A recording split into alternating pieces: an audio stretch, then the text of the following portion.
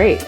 So Derek, are you ready to get this thing started? You're going to have to stay off mute, man, whether we hear Maxima or not. She's my favorite little star of all the worst business ideas in history. Yeah, thank you so much for being on the show today. So I was curious, how have you been handling the quarantine? Have you picked up any hobbies, Kristin, or is it like me, where I'm just binge watching The Office for the third time in 2 months and listening to the Jim Dale Harry Potters over and over again? There may be a little binge watching. And it may or may not be shows I've watched several times. But I really have taken the extra time to focus on stuff around the house. Boring stuff. I reorganized my garage, got rid of a bunch of stuff, and now we have room in there for more stuff to accumulate, I think is really what it is. But just those, little things, we are, cleaning and organizing and redoing things, and have really more been focusing on that. And then, of course, having 2 kids at home who are also still going to school every day and doing their Zoom meetings. I didn't really have a lot of extra time. You would think that I did. But yeah, enough to do a little binge watching. This is Small Biz Buzz. I'm Derek Harju, and we are here today with perennial host Crystal, and our guest today is Kristin Rowan. Kristin, do you want to tell our audience a little bit about what you do? Sure. Currently, I am the Director of Marketing, Public Relations, and Sales for Square Egg Entertainment, parent company for Phoenix Fan Fusion. Very cool. And for those of you who may not be in the know, you might know Phoenix Fan Fusion as previously as Phoenix Comic-Con. I'm not certain, I didn't clear this with you.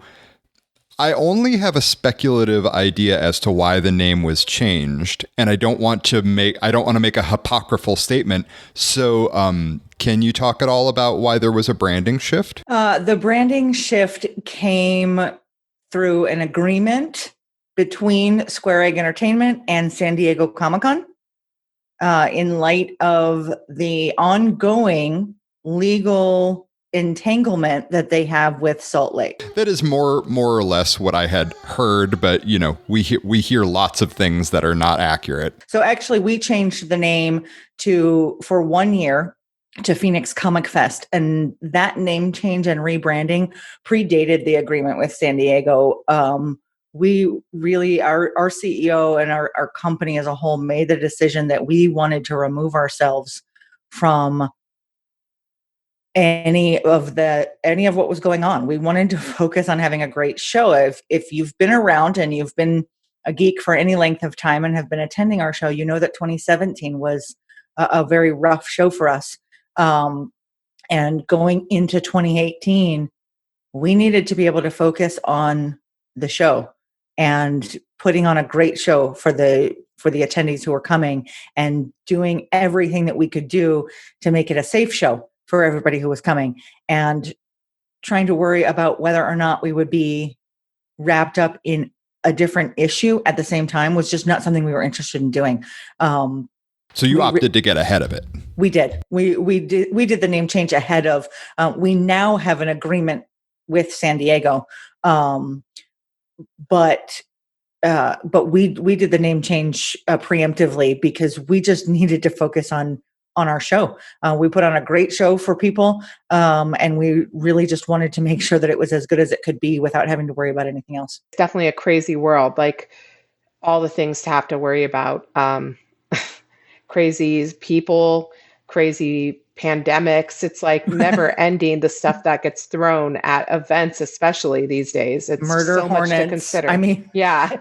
What's next? Like, I feel like it just gets, I don't know if you ever played that game or seen mostly children play that game where somebody starts a story, the kids, once upon a time, this happened. And then they pass the ball to somebody else and they go, and it gets bigger and bigger. And then, and then a pandemic wiped everybody out. And then murder hornets came. Yeah. The last year totally sounds like an episode of Axe Cop. Yeah. The murder hornets one really does get me on top of the pandemic. And then you see those pictures of the murder hornet, keep me away from that murder hornet. Oh, absolutely. Yeah. It just definitely gets been worse. bizarre.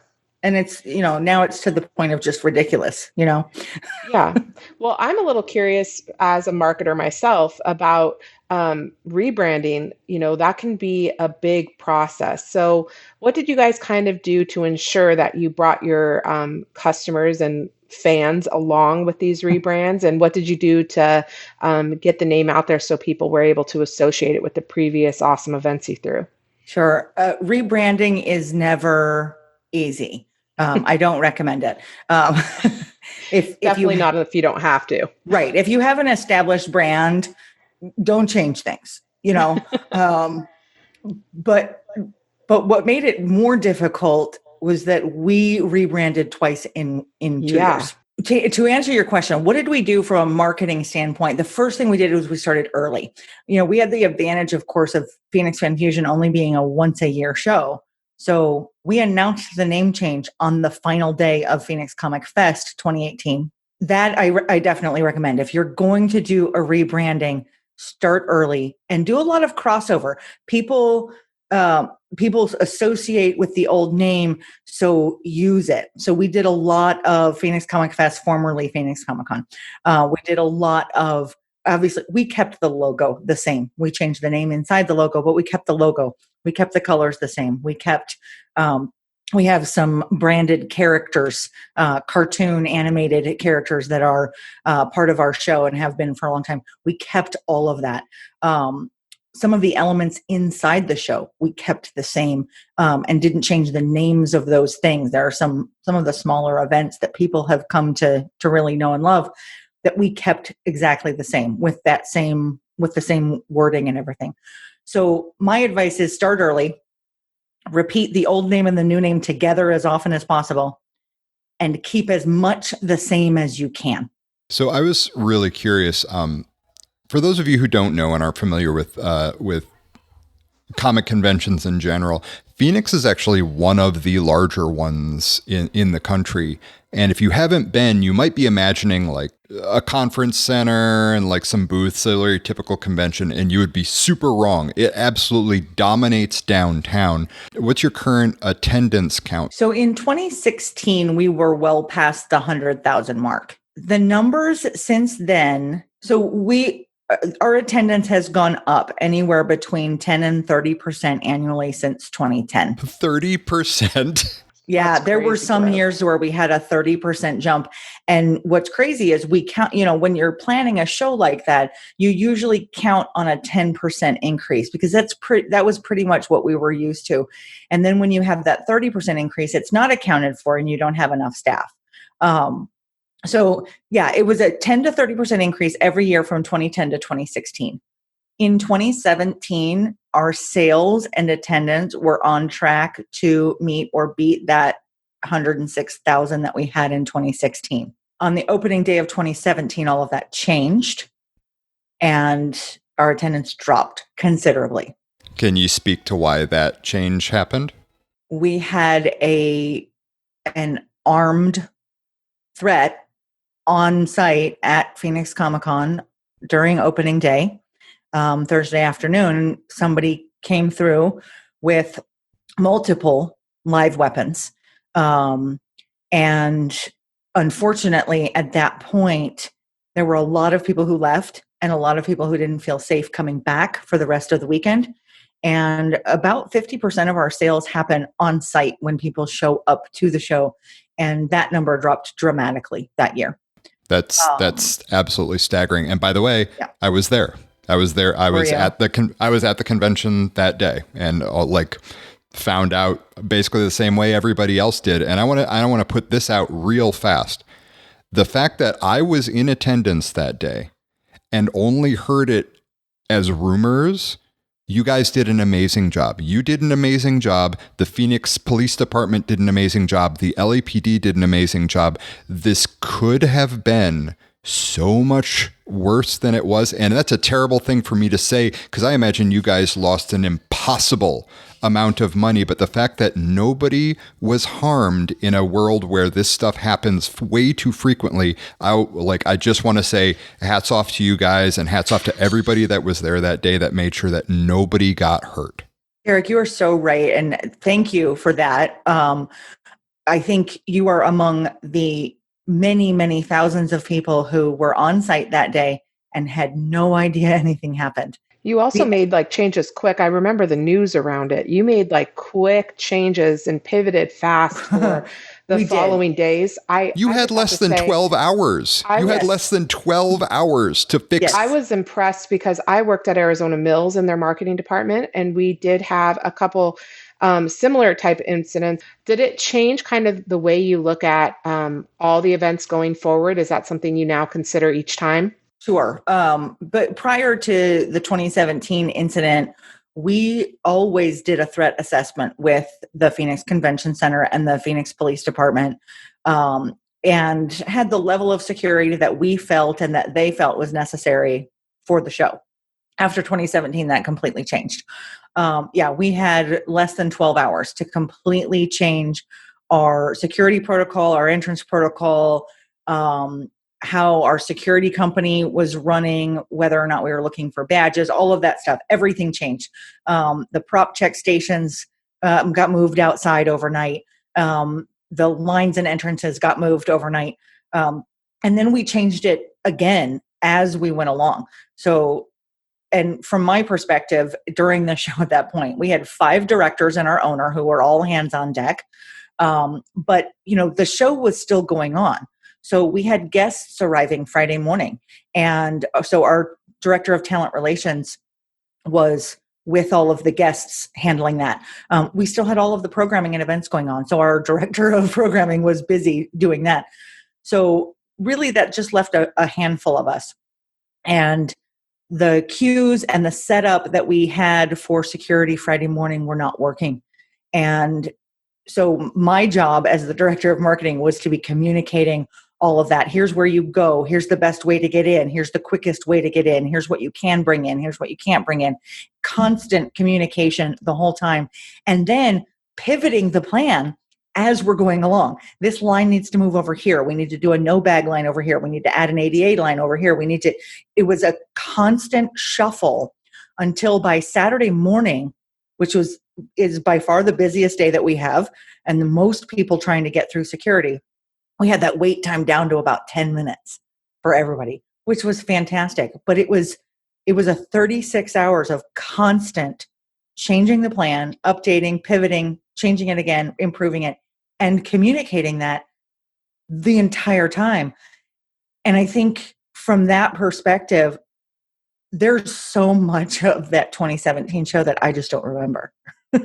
I hope you took a vacation after that. My gosh, I would have needed a bottle of wine every night and a vacation immediately. Right. Unfortunately, we went back to the office because we had to start putting out statements on how we were going to change things for the next year. We immediately moved into planning for the next show, and to make sure that we had all of the information out that we needed. We had to meet with the convention center to create a new plan for the next show because it all had to be different. It was, there was so much going on at the same time. And, just from a marketing perspective, constant communication. The more often in a situation like that, the more often you can communicate what's going on. And I think that's why the media reacted the way they did. Initial reports were, some of them were bad. But as we continued to put out information, as we talked about our new security plan, as we talked about the safety protocol we had, as we talked about all of the things that we were actively doing, immediately the media did kind of turn around and started talking about how proactive we were being, and in trying to fix that. So there was a lot of focus on other things, and I think that was really great. But the media did a great job. They covered what they needed to cover. They were there. They got the whole story. They talked to everyone who was involved.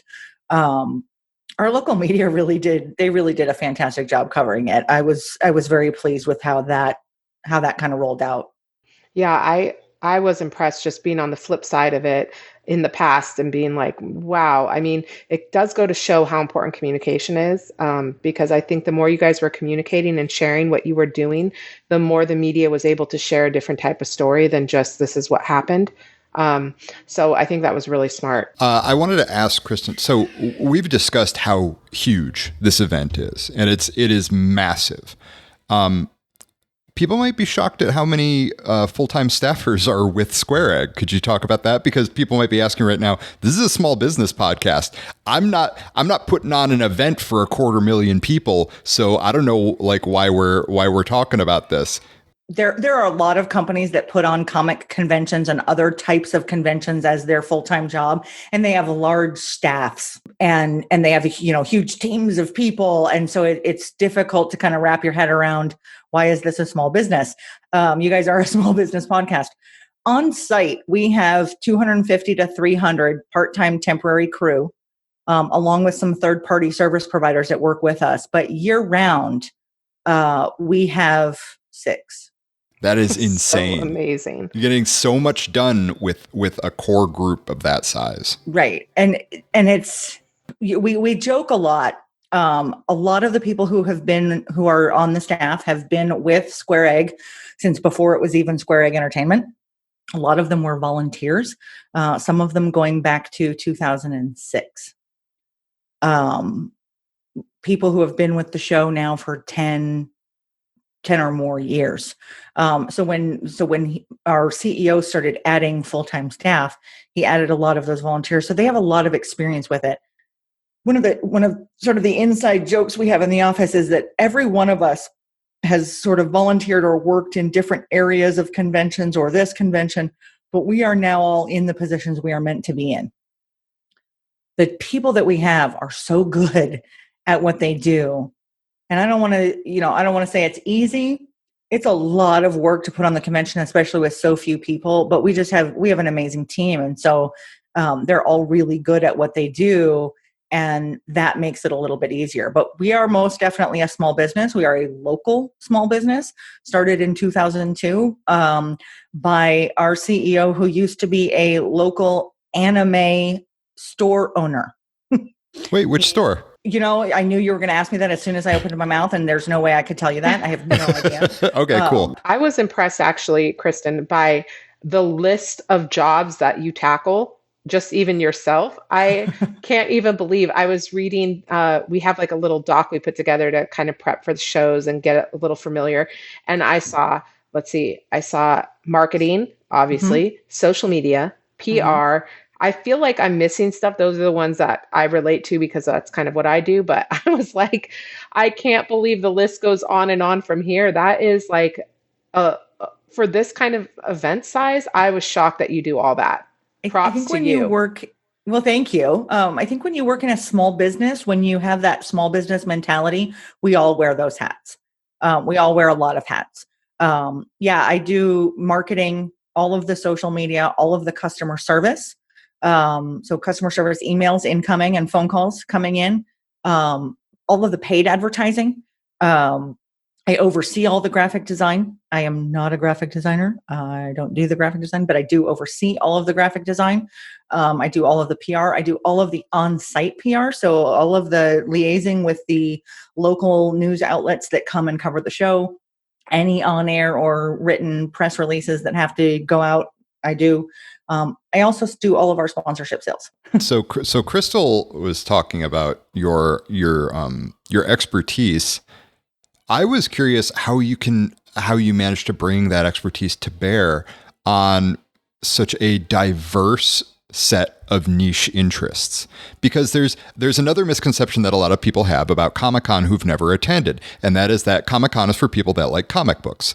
And the truth is, and yes, that is tangentially accurate, but people go there for dozens, possibly hundreds of sub-interests, some of them having nothing to do with comic books. Some people go there because they're into cosplay, or they're into sword replicas, or they're into custom dice, or they're into YA novelization, or they just want to see, or like I was there, I really wanted to see Curtis Armstrong, who was Booger from Revenge of the Nerds, and he was a delight. And that's part of the reason that I went one year. There really is there's a lot to do and a lot to take in. And I'll tell you, I have learned more about anime and steampunk and tabletop RPGs and 12-sided dice than I ever thought I would do. But again, when you're in that small business mentality, you draw on what you have, and you find the support for what you don't have. Our director of programming knows everything there is to know about comic books. I grew up reading the old Superman comic books, and that's where my expertise stops. I also saw that you like the Christopher Reeves ones, and I used to watch those with my mom. And I love the Oh yeah. old, like the Batman, the Pow, Bang. I Oh used to yeah. watch all The those. Adam West So Batman. Yep. totally. So I'm Yeah. I right there mean, with you. my expertise with comics and comic book characters kind of stops like 30 years ago. But Joe knows everything. So when we have when we have to write a social media post or an ad for a comic book artist that's coming out, I just go back to Joe and say, "Hey Joe, what should I say about this guy?" And he will tell me all the stuff that is great about that comic book artist, and I'll put that out. Our CEO Matt ran an anime store. He knows a lot about anime. So when we talk about the audiences for marketing and who we should be targeting for this anime crowd, I don't spend the time looking that stuff up. I go to the people that I know who already know it. That's not to say that I haven't had to learn a whole lot of things that I didn't think I would. But when you run a small business, you always wear those hats. You always wear multiple hats. Small business owners, you guys know you are every department. And there's not time in a day or a week or a year to become an expert on all of the things that you have to be an expert as for small business. So I hire people who are smarter than me. Um, we started doing a lot more social media in the last 4 years, and we have to do the Snapchat, and we have to do the things. And I'm old and I don't do that. I don't understand it. I don't get it. So I hired somebody who has a similar background, has the same advertising expertise that I have, but is way younger and does the Snapchat. So I'm like, great, that's yours. Take it over, right? It's all you. Um, so I think it's more about finding that support that we all, as small business owners, and I've owned small businesses before I came to work here, we reach out to the people that we know. We reach out to the experts that we have, and hopefully as small business owners, we're working together. I did, as a small business owner for the last 15 years, I did a lot of trade. I did a lot of, hey, I'll do this marketing thing for you if you'll do this thing for me. And sharing that expertise with other small business owners so we can keep each other afloat. And I think reaching out to those people, the networking stuff, Crystal, we were talking earlier about how this Zoom thing is kind of killing all of us because we're all at home. But there are so many opportunities, whether it's online virtually or once we can actually do this in person, to network with other small businesses. Find the people who have the expertise that you don't have, and help support each other. And you become this sort of small business web that has the power of some of the larger companies. And I think that has been really key for us, is that we have those people that we can rely on. I think it's so imperative. At previous companies I worked with small business owners in the past. And I think one of the main things I see there and working here that small businesses can do to really move the needle is working with other small businesses and doing outreach marketing and trade, similar to what you're talking about, to really move the customers from one type of thing they like into something similar or around the same area. And actually, you do a lot of that with Square Egg, because at the Fan Fusion, you guys also work with several small businesses that are vendors there, right? Can you tell us what it's been like working with other small businesses and making that kind of vendor area come to life? Yeah, we work with anywhere between 600 and 800 different vendors in any given year. In addition to the third party companies that we work with, so we hire out for security and audio visual and all that, and hire locally as well. And then we partner with local nonprofits and local organizations that work with us as well. So it's there, and we do work with national companies. We're not going to not work with national companies, but so much of what we do is small business related. And I feel like because we're a small business, I think that we understand it a little bit more than maybe some of the other larger companies that do what we do. We set up Facebook events during our show so that the vendors can post links to their stuff and tell people what their booth number is. We just now, because our show is actually supposed to be going on right now. Not sure if you I guys know. are. We're definitely going to get into that too. Opening day was yesterday. So we posted yesterday a social media post inviting all of the vendors to once again put their link up in that post so that if our fans and friends who are missing out on Fan Fusion this weekend decide they want to do a little geeky shopping, they can go straight back to the vendors that we already work with. So just trying to help support them, trying to help give them kind of a leg up. We offer discounted advertising in our program guide and on our website for our vendors that we don't offer to sponsors or outside companies. If you're part of the show, you're part of the family. So we give you all those opportunities to do that, because without them, we don't have a show. Like, there's so many, we're a small business. We have very few employees, and we rely on the vendors and the attendees and the panelists and the performers. Those are the people that make the show. We organize it. I mean, we plan it, but they're the ones who are creating it. And, without those people who are creating the show, we wouldn't have very much of a show. And I think we appreciate that, and we try to give back to those companies as much as possible to make sure that we're all doing this as one. Feel like small businesses are more apt to do that than some of the larger ones. Okay, so I was curious, with 2020 having been kind of a brutal test bed for Brutal, that's right. remote work. I was curious if there's already been discussion about creating more virtual attendance portals for future shows, like being able to watch. You can't attend for some reason. You're in Taiwan, but you want to watch George Takei's keynote speech. Anyway, WebEx in on that or something like that? So right now we don't have that capability. It is something that has been brought up. One of the disadvantages of being a small business, the logistics, the manpower, and the cost to do something like that are beyond our capabilities at this point. There are a few shows that have done it successfully. BlizzCon is one of them. BlizzCon offers a virtual ticket every year, which is great, but also Blizzard.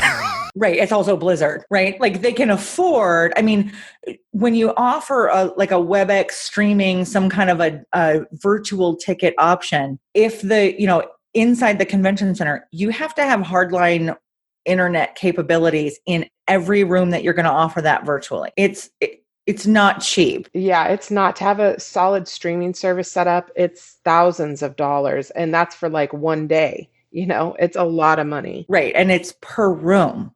So if we have our celebrity guests or a gaming tournament or a live performance, and we wanted to live stream any of that, it's about $10,000 in internet costs per room. You're talking about, we would need to be able to sell 100,000 virtual tickets in order to make that even viable. And then having, hiring people who have the expertise to do that. And 24-hour IT staff, because the likelihood of that happening across the number of rooms you guys have, which I'm going to conservatively say is in the dozens across at least 3 buildings, correct? Correct. You literally would have to have an IT team on staff 24 hours a day for 4 days. Right. And the alternative is that we only stream the really big deal panels. And then it's a matter of deciding which ones are people going to want to watch What do you charge for a convention that you're only getting to attend some of? What do you charge? So there's all of that stuff. And at this point, when we have so few people working for the company, we have so few people who are focused on getting this off the ground. It's just not realistic at this point. We're already stretched thin. We're already wearing all of these hats. We're already doing all of the jobs that we're doing. Adding this to it would require adding 1 or 2 full-time staff members year-round to plan all of that. There's not a lot of history in virtual cons for us to see whether or not it's a viable business model. We know that there are people who are going to be uncomfortable coming back to large events this year or even next year because of the pandemic. We know that there are going to be people who are going to be concerned, and maybe they won't come, and maybe the attendance will be down. We also know that trying to be everything to everyone is not something that a small business can do. As much as we want to, as much as we would love to be everything to everyone, one of the best things small businesses can do is to recognize their own limits. And that is one of ours right now. It's been, like I said, it's been talked about. It's just not realistic for us right now. Right on. And that's pretty common. So like if it's going to take a while to vet whether or not that's going to be viable for you guys. For our listeners, if you need info on the logistics of running virtual events, we actually have a blog about that. If you go to bit-ly or bit.ly to people who are over the age of 20, /Keap virtual event. That's bit.ly/Keap virtual event. And we've got a blog post about virtual events on our website. And I just wanted to hop in here and say, you kind of hinted about having to, pivot once again with events because of the coronavirus. So can you tell us a little bit about what you guys have done, what you're looking forward to? And then the last question I'm going to have before we have to start closing this thing out is I really want to know what are the positives about events, because I still believe small business owners, they might not be planning an event for $250,000, but events are a great way to kind of connect. So I'd like to hear some of the things you're really grateful about events, but let's dive into this pivot real quick. Sure. I mean, obviously, everything's changed, starting with, when everybody sort of started to realize that this was different. This is not, doesn't look like the seasonal flu. This is different. There's something going on. We started planning, and we started planning early and often, because I think for a small business, what's different is that we didn't have a team of PR people and lawyers and all of this who can revise things. So any revisions, any statements that we make, it's one person. We sit down, we write stuff up. I give it to the CEO. We talk about it, and it goes out. So working on it early and often, I still have the document with 10 or 12 different versions of statements that we would put out depending on what happened over the few weeks between, March 1st and whatever. So lots, but pivoting to, for us, for event planners, pivoting from, hey, here are all the guests we have coming out, and here's all the events we're planning, and look at all this fun, to virtually nothing.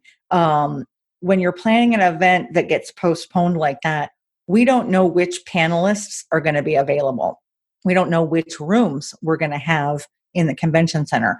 We don't know what guests are still going to be available. We don't know. You're trying to coordinate the schedule for people whose bosses are Disney or Sony. And if they say you're working on a Wednesday, you're working on a Wednesday. Absolutely. And their filming schedule was stopped the same as our schedule was stopped. And they don't know when it will resume.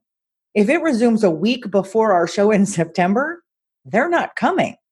So for us, it was not so much a pivot as it was a full stop. It was, we're postponing. Here are the new dates. Here are the things you can do if you need to change your tickets around. And then full stop. No guest announcements, no planning, nothing. We put out one post for our creators marketplace, pointing them to the website where they could find all of the vendors.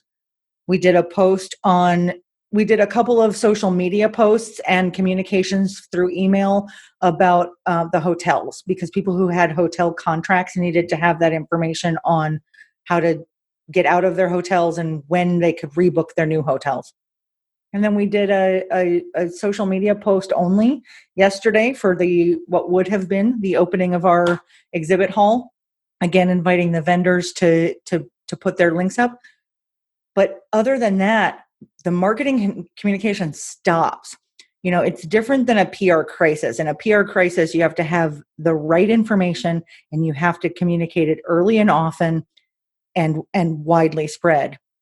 When we postponed, we communicated it widespread immediately. As soon as we had all of the information, we put out social media, we put out emails, we put it on the website, we put it everywhere. We did a press release.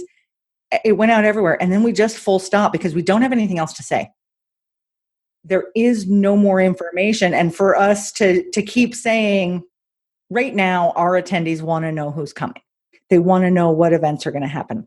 They want to know what's going to happen at the show. And we don't have that information.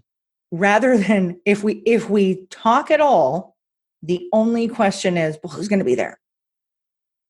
And the answer is the same. We are continuing to work with all of the guests and agents to determine which ones of them are available in September. And as soon as we have that information, we'll let everybody know.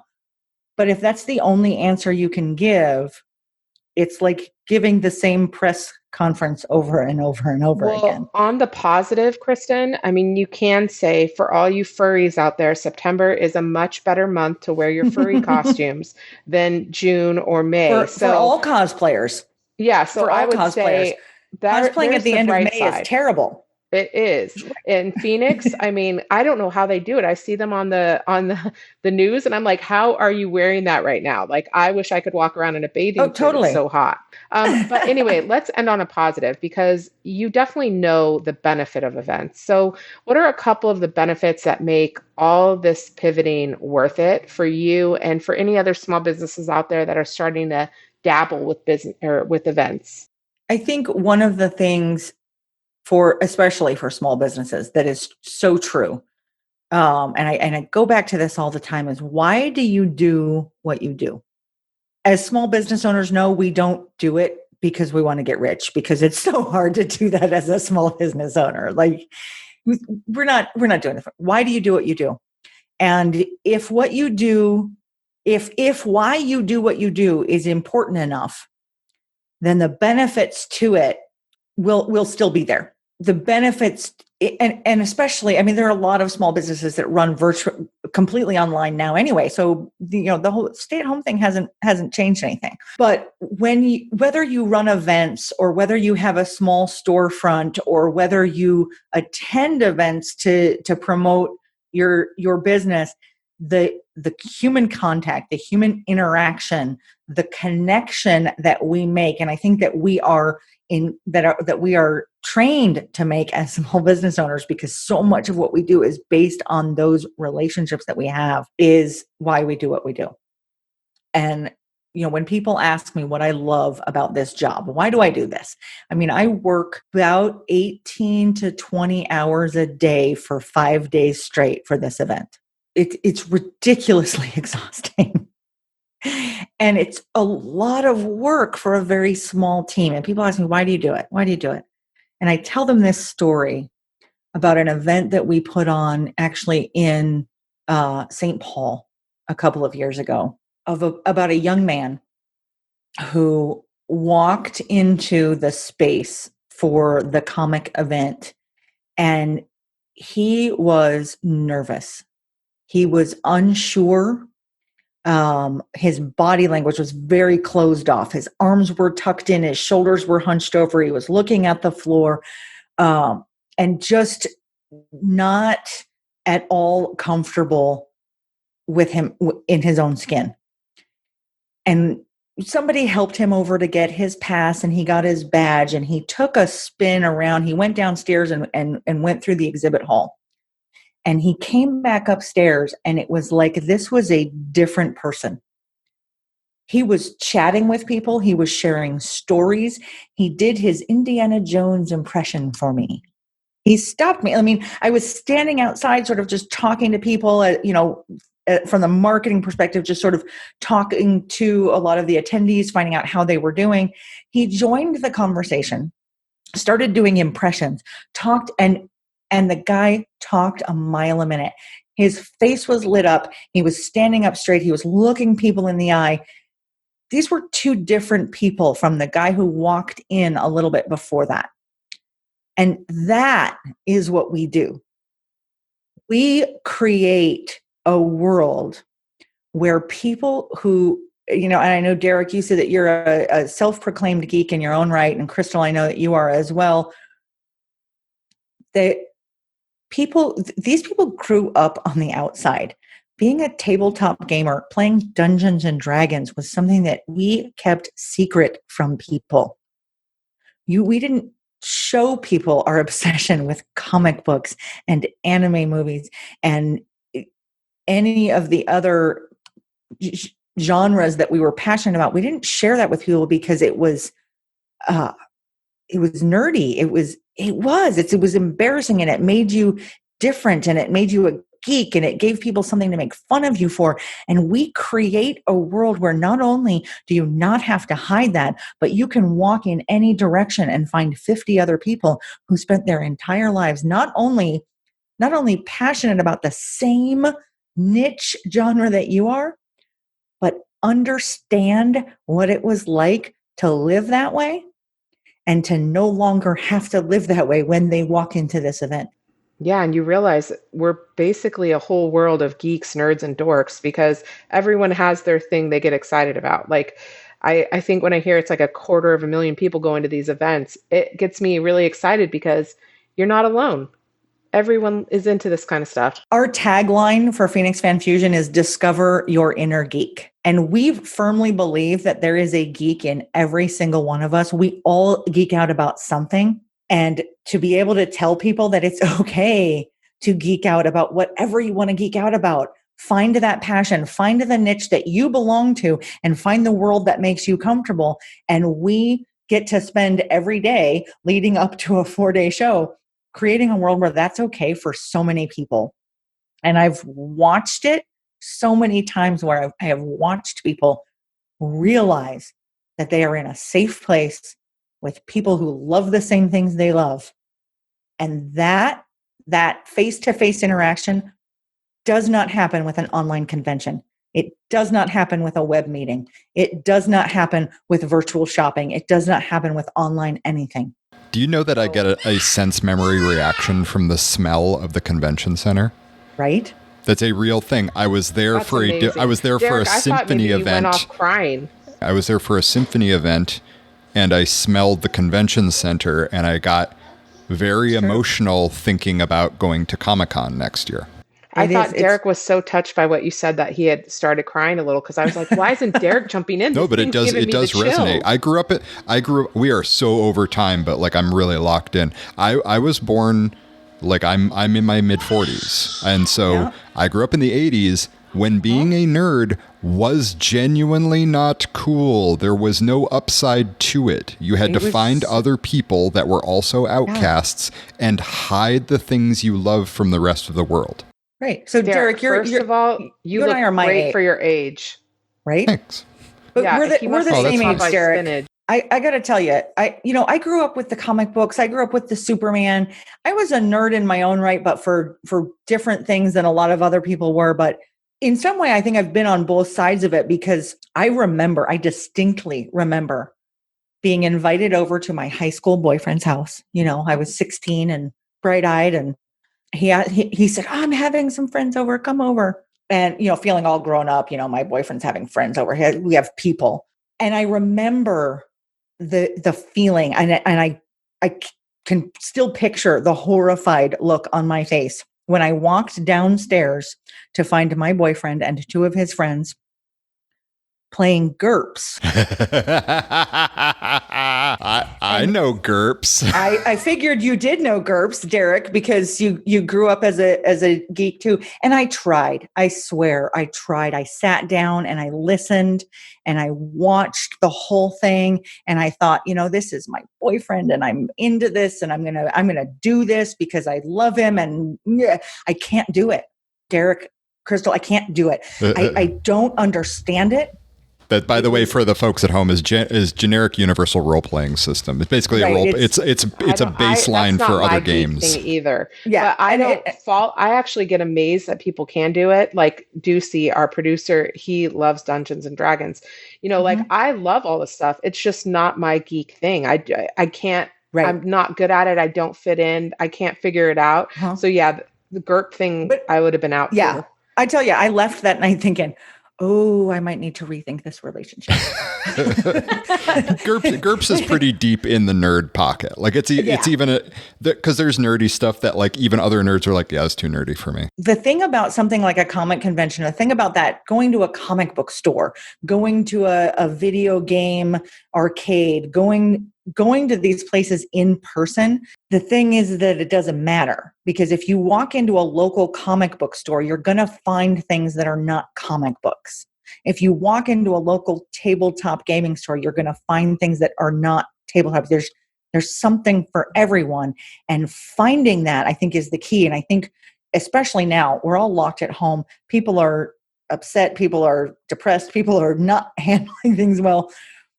When we can go out again, all of the people who feel like there's something there, that they're not okay, that they're not the same as everybody else, that there's something wrong with them, find that genre, find that niche.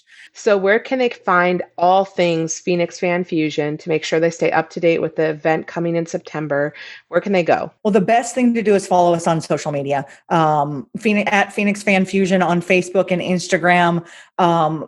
We communicate there more often and more regularly than anywhere else. But of course, also the website at phoenixfanfusion.com. You can sign up for our newsletter directly from the website so that you get all of our email communication that goes out as well. But social media by far has the most recent and best information. Great. We want to make sure that all geeks and nerds and dorks like all of us on this call find their home and can find it at Phoenix Fan Fusion. So thank you so much for being on today. It was a great conversation about all things events and pivoting and all things that small business owners need, and a little break from reality, to be real. Absolutely. It's a lot of fun to have conversations with somebody other than my dog. So I appreciate that. Thank you so much. And that's a wrap today for Small Biz Buzz. Thanks for listening to Small Biz Buzz. Please take a second to subscribe to the show and leave a 5-star rating. It helps keep the show going. And if you need a hand with growing your small business, head over to Keap.com. That's Keap.com and get started. More business, less work. That's Keap. Hey everyone. Today's show is brought to you by Beauty and the Boss by Maisha Hagan, the source for professional development for your inner boss lady. Maisha Hagan offers virtual one-on-one coaching, training, and workshop experience gained as a multi-million-dollar director and executive. And we're not being paid to say this. We just believe in what Maisha and Beauty and the Boss can do for you. Take your growth to the next level with Beauty and the Boss at bosslady.com. That's bosslady.com.